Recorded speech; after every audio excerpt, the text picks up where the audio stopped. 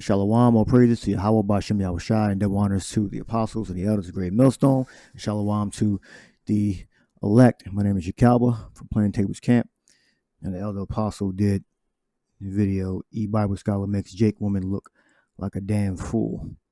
And basically, this goes over what the word means in Deuteronomy 22. In 28? Yeah. And it's very simple. I mean, you can take your feelings don't change the meaning of the words. So let's hear what the apostle got to say. Hello to you all, and I'm going to entitle this video, E Bible Scholar. You know what I mean by E? E Bible Scholar makes Jake woman look like a fool. So anyway, I haven't prepared nothing. I haven't set up no scriptures. I'll see where the Spirit takes me. I don't know how long this is going to go. So this is I Am Fit podcast, MGGW, which represents man going. And it wasn't, I mean, he just broke. He wasn't just his 78 back and forth with the 1 hour and 44 have their place, and men prophets of the Most High have their place, and so forth. So no scholar, women have their place, and men prophets of the Most High have their place, and so forth. So now Whitley makes her look like a goddamn fool. So I'm gonna let it play. Then I'll Spirit come on me to give you a precept. I'll give you the precept because they're gonna mention precepts. So that's why we here at GMS we don't have women members in the GMS, meaning they follow us on YouTube and they'll go on, watch the videos, put in their comments, shalom, so forth. But we don't have no congregation where we have the women with the men, and then you got the families with the children, and some of the other sisters take care of other children and all that. That brings in a lot of controversy because it can bring in a lot of sexual madness, if you know what I mean. The sister gets disenchanted. She says the brother did this to me, and he did this, and my daughter, and he did this to my, you cut all that shit, man, by not having no women and children around. You have men that have women and children. The men, you learn, and you teach your woman at home, and you raise your children at home. The old saying is you're the king of your castle. So, now you're going to watch and you're just going to see how silly this woman looks, and she don't know what she's talking. And then you're going to see how sharp this E, and like I said, he could be an Israelite, because he'll mess up a lot of Israelites out there. So you better hope you don't run. He's on a way higher level. He's on a way higher frequency than Vocab Malone. So let's watch, listen, and have a little fun, because I have fun watching this.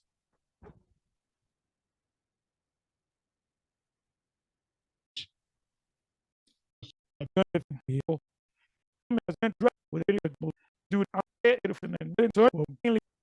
I'm saying, teach it the way. Different application. No, let's let it rip.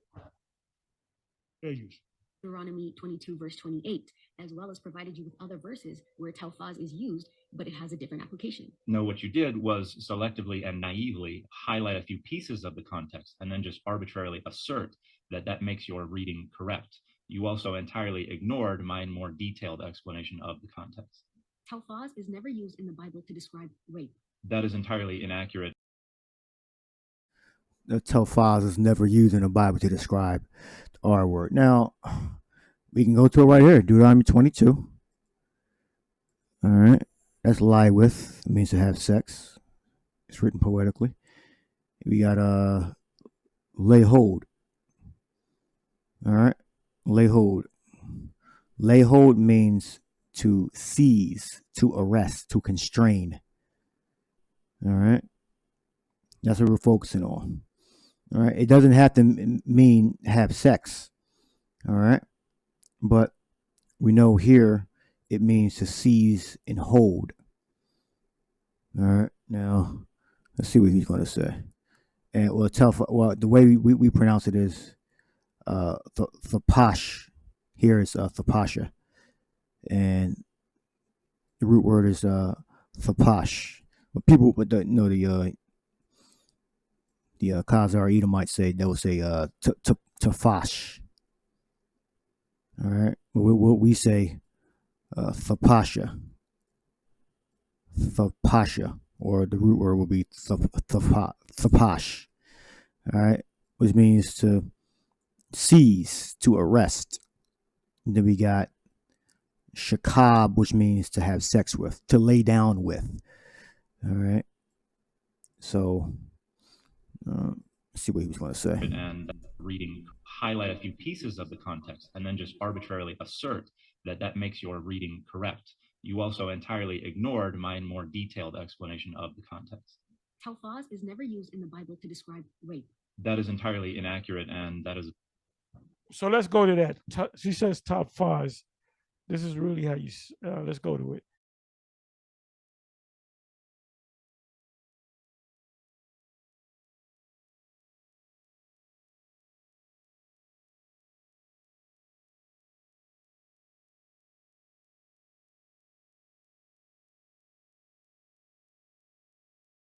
All right, this link will be in the description box, but I'm going to go to it right here in the Hebrew and the Greek.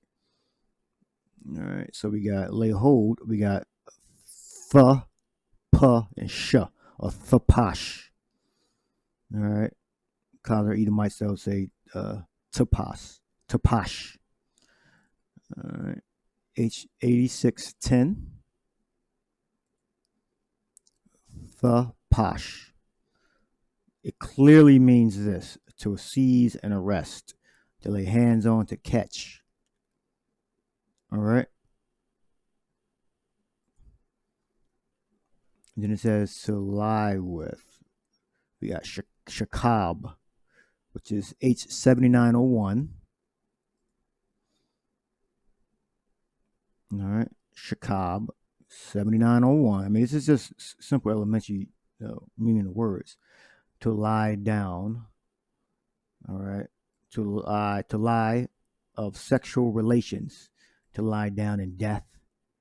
To rest, meaning going from the vertical to the horizontal, if I'm saying that right. All right. And then you put the context on what it's talking about. Is it talking about sex? Is it talking about somebody dying? Is it talking about sleeping, like, dreaming and all that? All right. So let's see how the word lie down is used, or shakab. But before they lay down, the men of the city, even the men of Sodom, compassed the house round about, before they rested or went to sleep. All right. All right, that was Genesis 19:32. Come, let us make our father drink wine, and we will lie with him, that we may preserve seed of our father. All right, so it means sex. Shakab. And they made their father drink wine that night, and the firstborn went in and lay with her father. All right, sex, shakab. And he perceived not when she lay down, nor when she arose. Yeah, because you can bring forth more children when you have one man and multiple women. All right, that was incest right there. That was the father with the daughters. All right. It says, and it came to pass on the morrow that the firstborn said, so it's pretty much saying the same thing. Genesis 26:10. And Abimelech said, what is this that thou hast done unto us? One of the people might lightly have lain with thy wife, and thou shouldst have brought guiltness upon us. All right. So the point is, to lay hold means to arrest, seize, all right, capture, grasp, and shakab means to have sex with. All right, so that's what the scriptures break it down. It's very simple. It's not nothing like so damn deep, but these people are caught up in their wanting to protect a woman that's a whore anyway.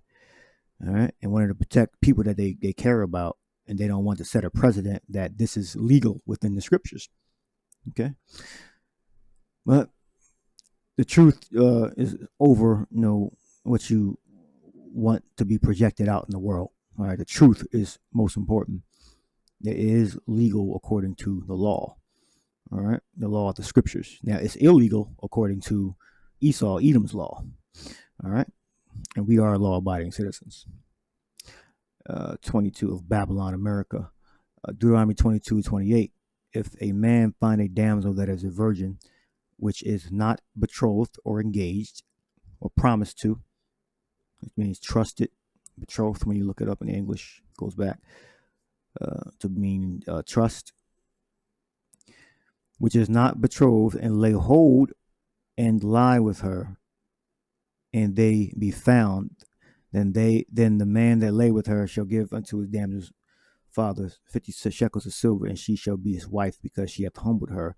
He may not put her away all the days of his life. So she becomes his wife forever. All right. So let's go into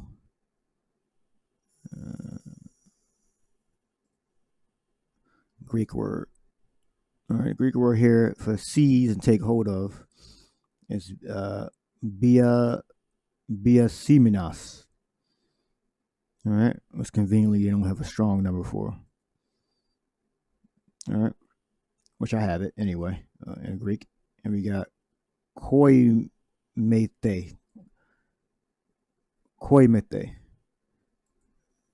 All right, which means to lay down. But the important word here is to seize, to arrest, to catch. Biasimenos, if I'm saying that right.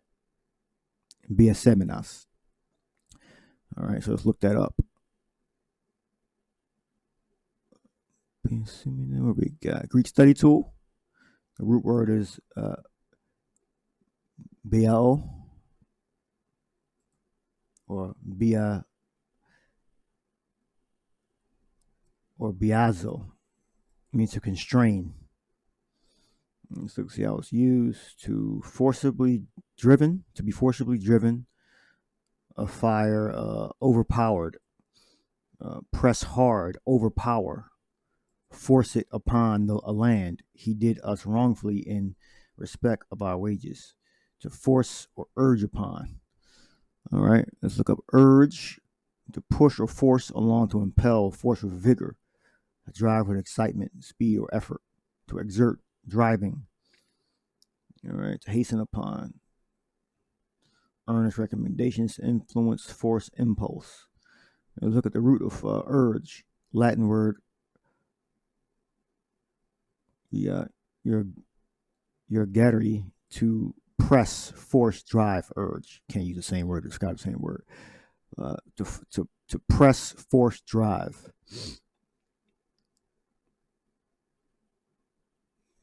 All right. Constrain means to force, compel, to obligate, to confine forcibly or as by bonds. All right. Con and then strain. To draw tight, to exert the utmost, to bind, to tie, to draw. All right, constrain. All right. So we know this word, biasamenos or biasaminos.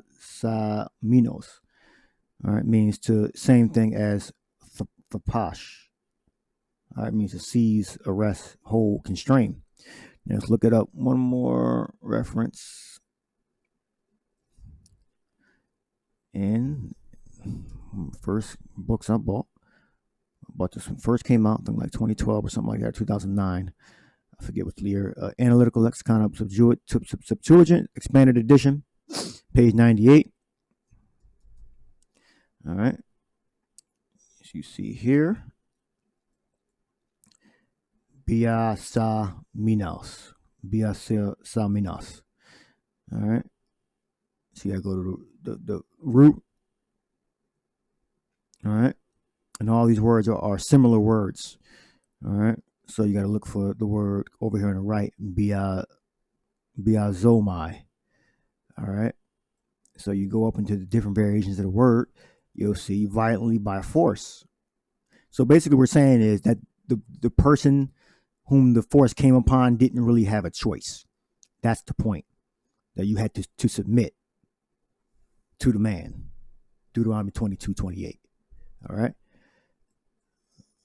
These are different parts of speech, like adjective, singular. All right. So certain letters on the end change. All right. Then we got violent, forcible, constraint, hard. All right. And that's the word that is telling us to look up. Biazomai. To urge, to insist, to constrain, force, lay hands upon, violate, to break violently into, to constrain. All right. So we know what constrain means. To tie, to bond. All right. So what does Deuteronomy 22 mean? A tie, to bond, to arrest, to seize. There's nowhere that you see a negotiation taking place. All right. And if a man find a damsel that is a virgin, which is not betrothed, and lay hold on her and lie with her, and they be found. All right. So lay hold on in English. All right. In Hebrew, we have thapasha or wathapasha. Wathapasha. Thapash. To arrest, to seize, hold. And we got biasaminos. Biasaminos. All right. Which means the same thing. All right. To constrain, to bind, to tie. All right. And then to lie with. Shakab. So there should be no debate on whether this is why a woman's supposed to be kept in. All right. She's not supposed to be out in public walking around unmarried. All right.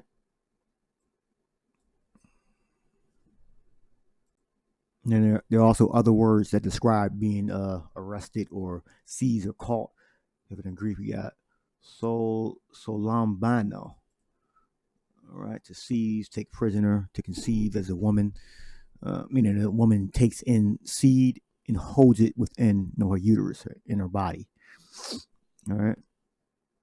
Seize oneself, impulses, man indulges in a hostile sense, to make one permanent prisoner, to take hold together with one, to assist, help, secure. All right. Out as against a thief with swords and staves, for to take me.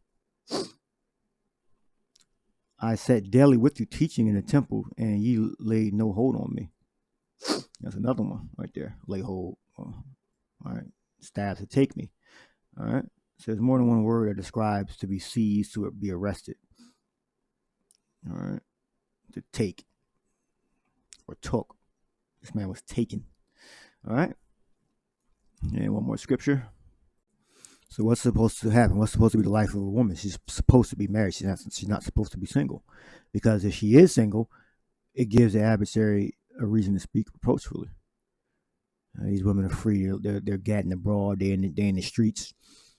1 Timothy 5:14. I will therefore that the younger woman marry, bear children, guide the house, give none occasion of the adversary to speak. So if they're doing the opposite of that they're giving the adversary a reason to speak like disrespectfully. All right. And dishonors us as a people. Railing, slander. Here we go. Bitter and abusive language. Yep. All the stereotypes that are true about the black woman, about the tribes of the other nations that are single and headstrong and independent. There we go. Bitter and abusive language. Disapproval. You know what the slander is against our women. All right.